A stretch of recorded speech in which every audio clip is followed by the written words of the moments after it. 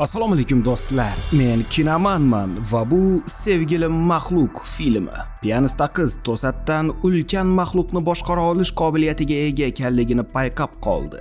Videoni tomosha qilishdan oldin like bosishni va keyingi film qahramoni bo'lish uchun kommentariyada ismingizni yozib qoldirishni unutmang. Eng original komment egalari esa video so'ngida faxriylar qatoridan joy olishi mumkin. Shunchaki qiziqqanlar uchun esa Instagram sahifamiz doimo xizmatingizda. Qulayroq o'rnashib oling va biz boshladik.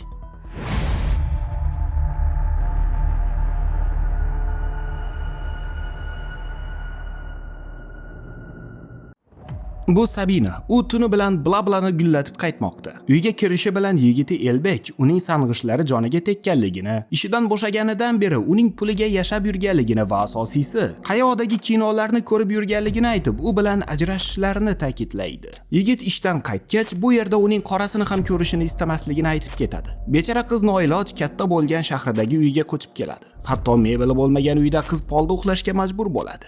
Ertasi kuni ishiriladigan matras olib qaytayotgan qiz eski do'sti Mavlon bilan uchrashib qoladi. Sir boy bermagan Sabina dam olishga kelganligini aytadi. Ular birgalikda Mavlon ishlaydigan barga kelishadi va qiz uning do'stlari bilan tanishib oladi. Esda qolarli tundan so'ng qiz matrasi bilan uyiga qaytadi, biroq uni ochishga ulgurmasidan uxlab qoladi. Uni singlining qo'ng'irog'i uyg'otadi. U Seulga qandaydir maxluq hujum qilganligini aytadi. Kompyuterni olgan Sabina ulkan maxluq shaharni vayron qilayotgan videolarni ko'radi. Tunda yana barga borgan qiz bir butilka piva ustida.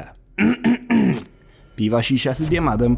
Piva dedim. Bir qultum piva ustida yana maxluqning videolarini tomosha qiladi. Bardan chiqqan qiz toza havoda nafas olishga qaror qiladi va bog'dagi o'rindiqda uxlab qoladi. U Elbekka qo'ng'iroq qiladi, biroq uning yana sarxush ekanligini tushungan yigit gaplashishdan bosh tortadi. Ertasi kuni uning uyiga kelgan Mavlon unga televizor olib keladi va uni o'rnatarkan maxluq kecha yana Seulda paydo bo'lganligi haqida aytadi. Biroq bu safar shunchaki har xil qiliqlar qilgandi. Maxluq eng birinchi marta 25 yil oldin ko'rinish bergandi, biroq odamlar o'shanda buni prank deb o'ylashgan edi. Mavlon ketayotib unga barda ishlashni taklif qiladi va qiz unga minnatdorchilik bildiradi, ammo uni kuzatib qo'ymasdan maxluqning boshini qashiyotganligini ko'rib to'xtaydi. Barga kirgan Sabina maxluq haqidagi yangiliklardan ko'zini uza olmaydi. U xuddiki nimanidir yerga otganday harakat qilardi. Uyga kelgan qiz maxluqning birinchi chiqishini tomosha qilarkan, u yelkasida nimadir ko'tarib kelayotganligini ko'radi. Bundan so'ng bog'ga borgan Sabina maxluq shu yerda qilgan harakatlarni takrorlaganligini tushunadi. Maxluq bir necha kun ko'rinish bermaydi. Odamlar uni kimdir masofadan boshqarib turganligini taxmin qilishadi. O'zicha izlanish olib borgan Sabina hodisa sodir bo'lgan joy xaritasini chizadi. Kunlardan birida esa taxminini tekshirib ko'radi. Soat millari 8 dan 5 daqiqa o'tganida maydonchaga tushib qo'li bilan har xil qiliqlar qiladi. Bundan so'ng yangiliklarni ko'rgan uyga kiradi. Yana paydo bo'lgan maxluq uning harakatlarini takrorlab, uni u boshqarayotganligini tasdiqlaydi. Yigitiga qo'ng'iroq qilgan qiz ish topganligini ma'lum qiladi va shu damda Mavlon unga divan olib keladi va qiz Elbekdan kutib turishini so'raydi. Qiz yumshoq o'rindiqni tekshirib ko'rmoqchi bo'ladi, biroq Mavlon ish vaqti kelganligini aytgach, uni kutayotgan yigitini tashlab ketadi. Marda ish tugagach, Sabina nihoyat sirini oshkor qilishga qaror qiladi. U yigitlarni parkka olib kelib, yangiliklarni kuzatishlarini so'raydi va bog'chaga kirishi bilan paydo bo'lgan maxluq uning qiliqlarini takrorlashni boshlaydi. Buni ko'rgan yigitlar vahuyi. Harbiylar maxluqqa raketa otishadi va Sabina ham og'riqni his qiladi. Qiz havo bilan jang qilarkan, maxluq ham vertolyotlardan birini urib tushiradi. To'satdan turtilib ketgan qiz yiqilib hushidan ketadi. Ertalab o'ziga kelgan qiz maxluq qanday vayronkorliklar qilganligini ko'rib dahshatga tushadi. Unga nonushta olib kelgan Mavlon qiz qilgan ishidan afsusda ko'z yosh to'kib o'tirganligini ko'radi. U barchasini yig'ishtirmoqchiligini aytganida Mavlon unga maxluq bilan jang qilish uchun paydo bo'lgan ulkan robot haqidagi yangilikni tutkizadi. Mavlon robotni o'zi deb o'ylaydi, sababi kecha unga yordam berish uchun maydonchaga tushgandi. Ular buni muhokama qilisharkan, bolaliklarida u yerda hech qanday park bo'lmaganligini eslashadi. Ular birgalikda maktabdan qaytishayotganlarida Sabinada Koreya maketi bo'lgan va to'satdan shamol ko'tarilgan. Mavlon uni politsiyaga murojaat qilmaslikka ko'ndiradi va unda g'oya paydo bo'ladi. Ular Koreya yemakxonasiga kelib, uning egalaridan uzrnomani koreyscha yozib berishlarini so'rashadi. Bundan so'ng parkka borib, tongni kutishadi. Vaqt bo'lganida maydonchaga chiqqan Sabina odamlarga u yerdan ketishlarini tushuntiradi. Buni ko'rib turgan Mavlon barcha ketganligini aytadi. Bundan so'ng yerga uzrnomasini yozib, ortiq bu hol takrorlanmasligiga so'z beradi. Odamlar esa maxluqning ongli mavjudotligidan hayron qolishadi, ba'zilar esa unga fanat ham bo'lishadi. Biroq ertasi kuni qiz endi robot paydo bo'lganligini ko'rib dahshatga tushadi. U tezda maydonchaga yetib keladi va Mavlon do'sti bilan ko'ngilxushlik qilayotganligini ko'radi. Sabina undan ketishini so'raydi, biroq Mavlon ko'ngilxushlikni to'xtatishni istamasdi. Shu damda uning maxluqi ham paydo bo'lib, robotga ketishini buyuradi. Buni ko'rgan odamlar esa uni olqishlashadi. Mavlon yana bundan bosh tortadi va qiz unga shapatidan yediradi. Tahqirlangan Mavlon esa ketadi. Ertasi kundan boshlab odamlar robotga tarsaki yedirgan maxluqni qahramon deb atay boshlashadi. Tinmasdan ichishdan to'xtamagan Mavlon esa yangiliklarni ko'rib kayf qilardi. Bar yopilganidan so'ng u do'stlarini va Sabinani haqoratlashni boshlaydi va bunga chidolmaganlardan biri ketib qoladi.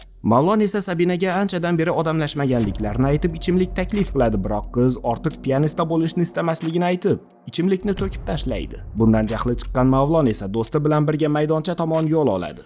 Sabina ular holda bir amallab maydonchaga yetib keladi va uni mazax qilishdan o'zini tiya olmayotgan Mavlonga yaxshilab tushirishni boshlaydi. Maxluqlar ham ularning jangini takrorlar, tomoshabinlar esa bepul MMA dan zavq olishardi. Ular yiqilib tushgach, buni kuzatib turgan do'stlari bas qilishlarini iltimos qiladi. Sabina uning baridan ketishini aytganida Mavlon agar bunday qiladigan bo'lsa, Seulning kulini ko'kka sovurishini aytib po'pisa qiladi. Uyga qaytgan Sabina bolaligini eslaydi.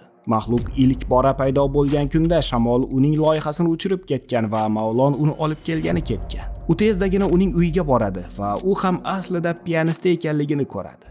Uning uyi odam tugul cho'chqa ham yashamaydigan darajaga kelgan edi. Mavlon undan qo'polligi uchun uzr so'raydi va qiz agar barda ichmasa, uni kechirishini aytadi. Uyga qaytgan qizga yigiti Elbek qo'ng'iroq qiladi va ish yuzasidan uning shahriga kelganligini aytib qoladi. Sabina uni kutib olib, bu yerga kelganligi g'alati ekanligini aytadi. Elbek esa uning girgitton bo'lib ishlayotganligini qoralab, uni yana yerga urishni boshlaydi. Qiz xafa bo'lib endi ketmoqchi bo'lganida, Elbek undan uzr so'rab, olib borib qo'yishini aytadi. Barga borishgach, Mavlon yana o'zini ko'rsatishni boshlaydi. Og'zidan boda kirib shoda chiqayotgan Mavlon petardani olib mebellarni uloqtirib barchani qo'rqitadi va oxirida barida salyut otishga qaror qiladi. Oqibatda hamma yoq ag'dar-to'ntar bo'lib yong'in chiqadi. Qochmoqchi bo'layotgan oshiqlarning yo'lini to'sgan Mavlon Sabina uni tashlab ketolmasligini aytadi. Biroq Elbek uni olib ketishga urinadi, ammo qiz agar ketadigan bo'lsa, Mavlon Seulni yo'q qilishini tushungan holda qolishga majbur bo'ladi. Kechqurun uyga qaytgan qiz Mavlon unikida ichib o'tirganligini ko'radi. U fikrini o'zgartirib, Elbek bilan qochib ketmasligiga ishonch hosil qilish uchun kelganligini aytadi. Sabina esa o'sha kuni aslida nima sodir bo'lganligini eslaydi. O'sha kuni u Mavlonni izlab uning ortidan borgan edi. Uni ko'rmagan Mavlon esa uning loyihasini toptab yanchib tashlagandi. Bundan so'ng chaqmoq chaqib uning boshiga urgan. Shu voqeadan so'ng maxluq ilk bor ko'rinish bergandi. U esa hushidan ketgan. Mavlon ham yashin urishidan hushidan ketgandi. Ularning sumkasida maxluq va robot o'yinchoqlar bo'lgandi. Sabina uni rashk bahonasida o'zini o'zi yomon ko'rishini yashirishga urinayotganligini aytadi. Sabina shaharga ketib katta yutuqlarga erishgan edi. U esa kichik shaharchada go'ngga botib yurgandi. Shu sabab u o'zini yomon ko'rardi. U Elbekka qo'ng'iroq qilib, olib ketishini so'raydi. Soat millari 8 ga yaqinlasharkan Seulda trevoga chalinishni boshlaydi. Mavlon maydonchaga ketmoqchi bo'lganida Sabina uni to'xtatib qoladi. Mavlon esa uning qiz bola ekanligiga ham qarab o'tirmasdan ichagini burnidan chiqarishga urinadi, ammo omadi kelmaydi. Eshikdan chiqolmagan Mavlon ikkinchi qavatga chiqib ketadi va Sabina yetib olmasidan oldin basseynga sakrashga ulguradi. Maydonchaga undan oldin kelgan Sabina jangga tayyorlanadi, biroq Mavlon uchun nimjon oyimcha muammo emasdi. Ilojsiz qolgan qiz ketkuyar do'sti shaharni vayron qilib minglab odamlarni o'ldirayotganligini ko'rishga majbur bo'ladi. Uyga kelgach, oyoq osmondan bo'lgan xaritani ko'rgan Sabinada ajoyib g'oya tug'iladi. U narsalarni yig'ib, aeroportga borib, Seulga uchib ketadi. Ayni damda uning uyga kelgan Mavlon Sabinaning ketib qolganligini ko'rgach, o'yin maydonchasiga kelib robotni chaqiradi. Odamlar to'rt tomonga qochisharkan Sabina uning oldiga boradi. U endi bolachani o'ldirmoqchi bo'layotganida yer qimirlayotganligini payqab to'xtab qoladi. U oldida paydo bo'lgan Sabinaning maxluqini ko'rib, rostamakasimiga deb qo'yadi. U qochishga urinarkan Sabina onsongina uni ushlaydi.